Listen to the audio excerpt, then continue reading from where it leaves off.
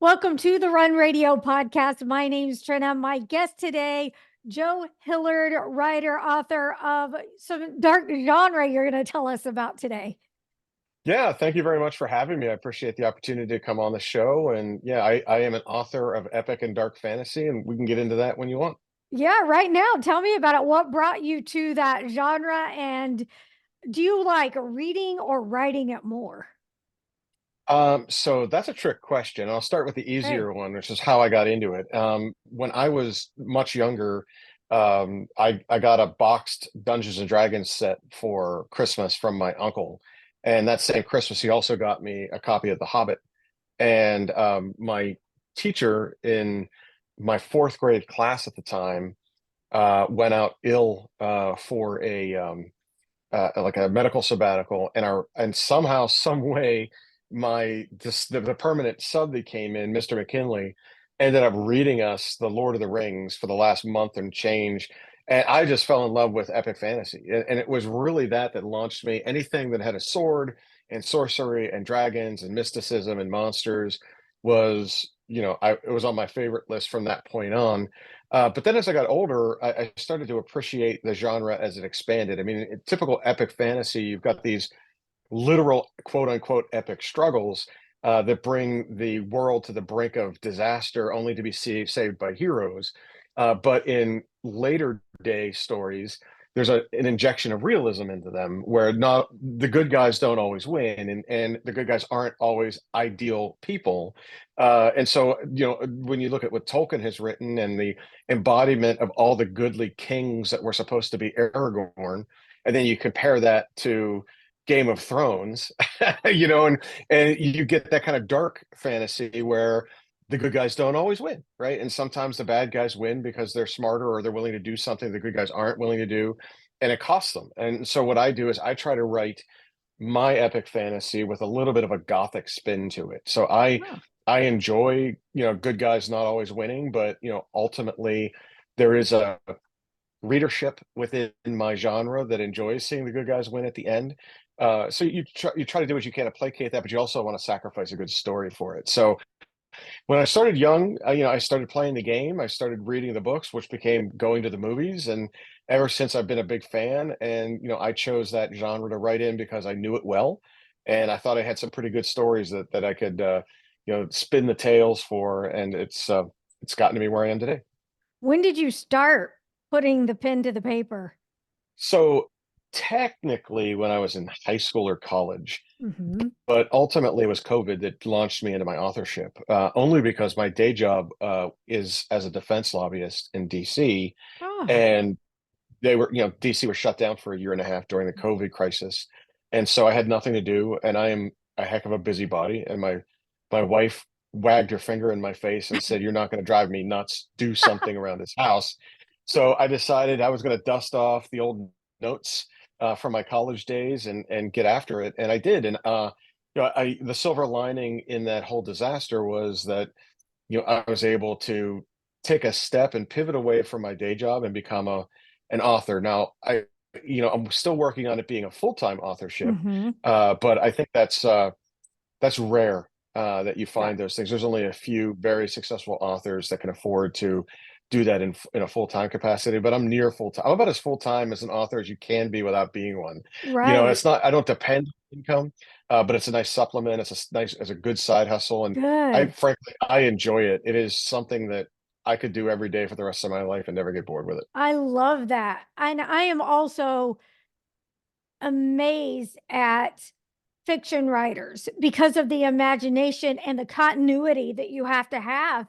So, can you tell me a little bit about your process? I mean, I picture, binders of characters. What's it like for you though? You're right on the nose. So for me, there's typically two types of writers and then a hybrid in between. The first one, which I am, are typically called planners or plotters. And those are authors like me that have a hard time writing without direction. Okay. So if you walked into my den, you would see a whiteboard that would have character arcs and plot arcs and notes on it all throughout, like almost like a March Madness Sweet 16 bracket with all these things intersecting at the Yes. end. right? And then as I get things done and they're baked into the story, I erase them until there's nothing left on the board. And so some authors do what you're describing. They create character sheets which tell them, and they can refer back to them, which tell them about certain character traits so they don't forget about them. So you're not writing in one scene that the character has blue eyes and the next day are brown, or Right. one's right-handed or left-handed. That way you don't screw it up and they're always there for you. I don't go that far, but I do have notes that I brainstormed that connect those dots. And then as I start to write, that's when the magic happens. The creativity starts to flow. And sometimes what you thought you were going to write veers to the right or left, but it never goes sideways because I'm planned. The second type of author is called a pantser. And they're the type of author that can write by the seat of their pants. And so Mm, Stephen King is the most famous of that, where he sits down and just starts to write. And the ideas come to him, and then he has to go out to connect the dots. And oftentimes the failure for those types of authors is that they hit writer's block because they can't think of the next good idea, or the story goes so far sideways that they can't get readership back, and people don't like the ending because they didn't know what the ending was. Where I always know what the ending is, I just have to write toward it and get there, and then it's more fatigue than writer's block for us. And then the one in the middle, they're called plantsers, which are planners and part planner, part pantser. So they're planners. And so sometimes, they plan some and then they get in the middle and just start writing willy-nilly, and things happen. So there's no right way to do it. There's no wrong way to do it.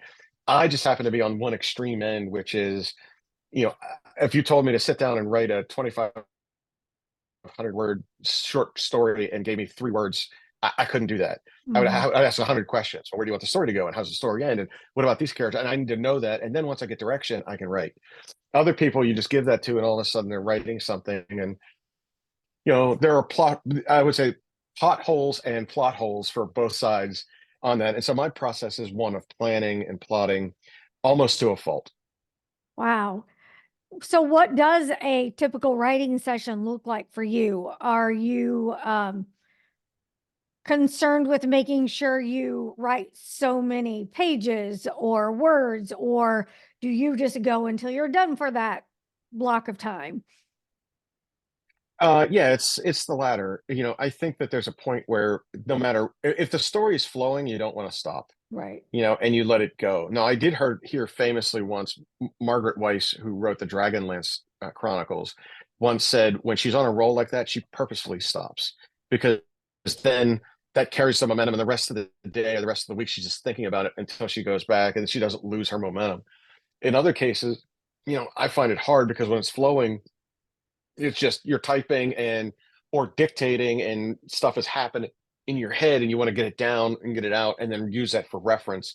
So for me, I never really stop. But to answer your question directly, I try to write something every day. I don't have a certain word count or page count, or I got to get this one chapter a day and then I'm done, I'm going to take a break. None of that happens for me. I look at it as muscle memory, and I liken it to going to the gym. Like if I Mhm. don't write this day, I feel like I missed the gym. I feel fat. It's Yeah. like I got to go and do something to work out. And that's the same thing with writing. Like the minute you don't write, the next day it's okay not to write too. And it's like that, I missed the gym 3 days in a row. Wow, I'll just pick it up next week. I'll pick it up after the holidays, right? Yeah, then it's hard to get back at it, and you have to go reread stuff and all that stuff. So I try to treat my writing as muscle memory. And at some point every day, I'm writing something. And that could be as simple as an outline. Hey, I'm outlining this new chapter because I just don't have it. I don't have what it takes to sit in front of my computer, but the discipline to be there to at least plan that next thing, or go back and reread something and edit it. Sometimes that'll start the engine again.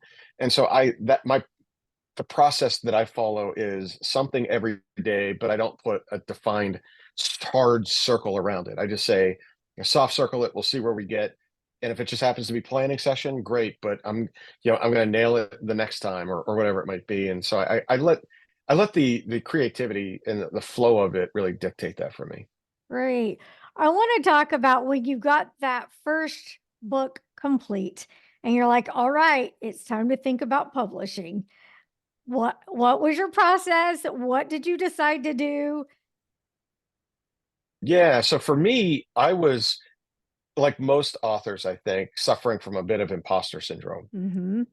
Like I didn't know if my stuff was good enough to be published. And so I started to share it around. And by accident, I discovered that that was the right thing to do.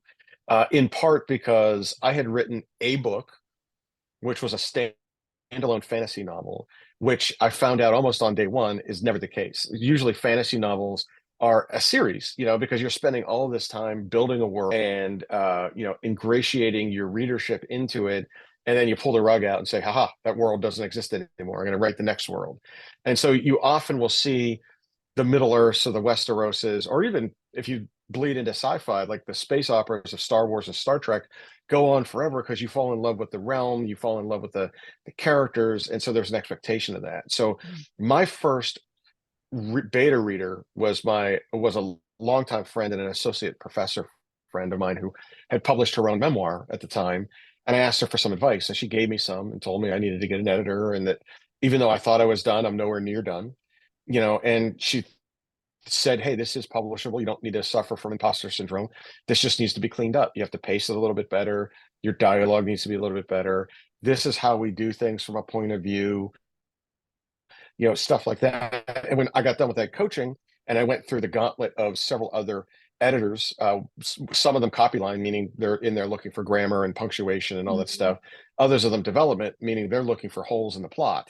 Now all of a sudden I was ready to go to the next rung of editing, which is send it out to beta readers. And for those of you that don't know what a beta reader is, a beta reader is not your mother. Yeah. Your mother, as much as you love your mother, she's going to tell you that this is the best thing she's ever read, no matter what. Right. That's not a beta read. A beta reader is someone that's familiar with your genre, understands what's contemporary and what's accepted and things you might be writing that are a bit anachronistic. You can address those, but then also what they expect when they read that genre and what's missing or what felt wrong. And it's like a soft opening for a movie, so you could choose the right ending. And going through that process, you get a half a dozen beta readers, and they don't have to be the same. They don't have to be someone that loves your genre, but a few of them have to. And after they're done reading it, they're going to give you suggestions and say, well, this character didn't connect with me because of whatever. And this one I loved the most. And I didn't understand why the plot went right instead of left. And, and all of those things you're going to be able to go back and rewrite into your final draft, which will go through yet another editing process. And then when you think you have your final manuscript, then you decide how to publish it. So step one is, do you want to be traditionally published and submit to publishing houses that will take your stuff or identify an agent that will shop your stuff for you? Or do you want to be independently published, which is very successful and very popular these days, popularized by the proliferation of Amazon and the way they do print on demand. And now, there are very popular self-published authors out there, just as many there as there are in traditionally published. And so it just depends on what you want to do. If you want I wanted to be traditionally published because I didn't understand the marketplace. And it was important for me to work with someone who could guide me through it, at least through the first couple of books, until I knew what I was doing. But if you're independently minded and you don't mind, being on your own, you don't have to share any royalties if you're, independently published. Every book you sell goes into your pocket, not anyone else's. And so there's advantages and disadvantages, right? I was looking for the advantage of an expert, a Sherpa, someone to walk me through what I was missing. Yeah. And that was worth it. And that's why I went that way. Others don't need that, and they're out there just, doing their own hype machine. They're their own publicist and their own publisher, two different things, by the way. And it just depends. I found that every author is different and every author's goals are different. So you just have to make sure that you're aligned with the one that does best for you. Yeah, that well said. I think that people maybe aren't always aware of the advantages and disadvantages of each one, and they really need to learn it and understand it. I've even talked to some authors that for one particular genre or book, they will self-publish, and for something else, a different topic, they will have traditionally published. It just depends. And I love that we have that flexibility now, that we have a little more of that power as writers to say, this is better for me where I can have these royalties, or this is worth it to know what's the worth of it all. Right. So that's Yeah, really well great. said. So Yeah. are you thinking here in a while you might try doing it all on your own, or are you just going to kind of write it out? It depends, right? So I chose to work with a small niche publisher called Dragon Moon Press. And the reason I went there is they understood my marketplace Mhm. and they were willing to handhold, and the royalties were better than I would get from any of the larger houses. Now, I would never have had a chance to work with a larger house in the beginning because they're looking for foolproof authors. They're looking for folks that either have a name and are bringing it, and they know they're going to sell books based on them being a former president or an actor or somebody that has fame, like a sports figure or Right. a business person. Um, and it takes a while to build that profile. And then eventually they might swoop down and like what you're doing and ask you to do something for them. And that's the hope, to get into that larger publishing house, because then a lot of that stuff comes off of your plate as the author, and all you have to do is really focus on writing and marketing your books. Uh, the entrepreneurship side of the independent authorship is very attractive to me. I own three businesses on my own, and I enjoy being, I don't have any problems being out there on my own, and I don't have Mhm. the fear of that. I don't have to, I'm not set in a 9 to 5 kind of situation. I'm a 24/7 guy. And so for me, I don't mind the challenge of independent authorship.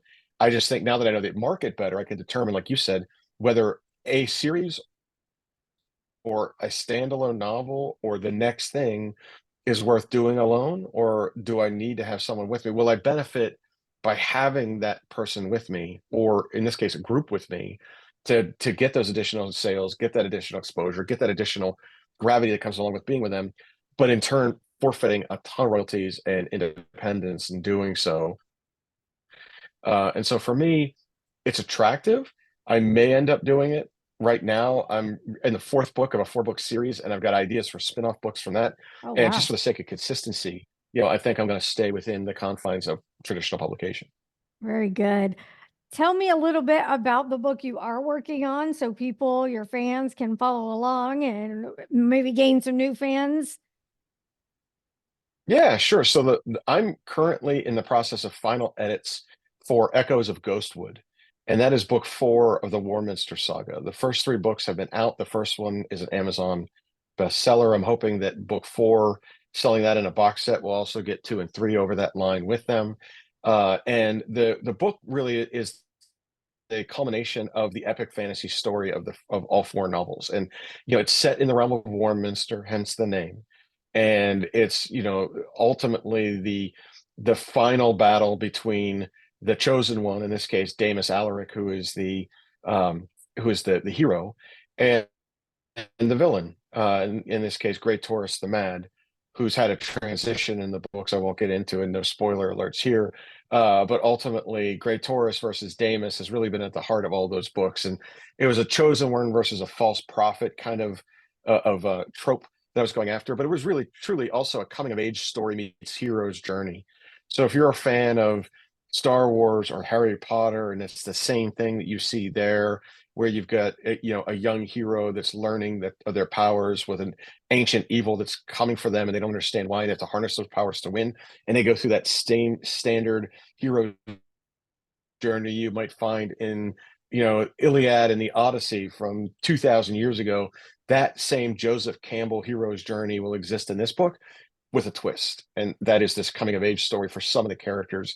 And I think what I put in there is some themes that are important to talk about, but they're hidden within the greater story. So there's of course a struggle of forbidden love. There's a struggle of acceptance, where one of the main characters in the novel um, is of mixed heritage, and neither side likes the fact that he's a mixed heritage. So kind of my muggle to Harry Potter's sorcery schools.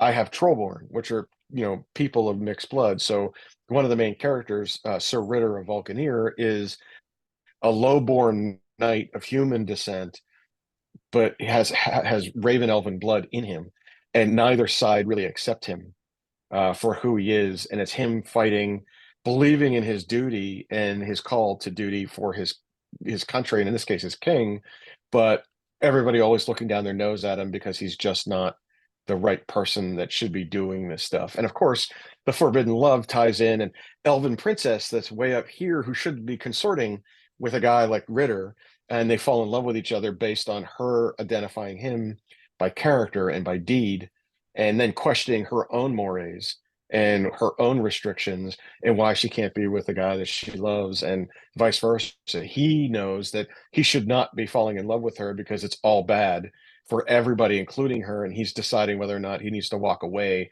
to spare her from a life of privilege and also, the life she should have based on their own religions.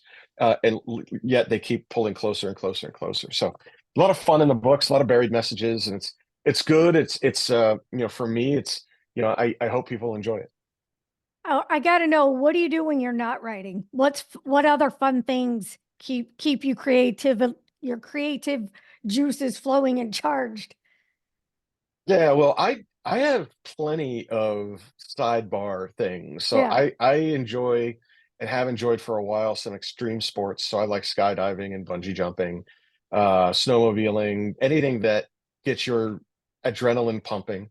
I do scouting for the NFL and NHL, and I have an e-magazine that I publish called Draft Nation that focuses on four major professional sports drafts on an annual basis, I don't want to date this, try to keep it evergreen as possible. But in the spring, the NFL draft comes around, and that's the granddaddy of them all, and people pay attention to that most over all the others.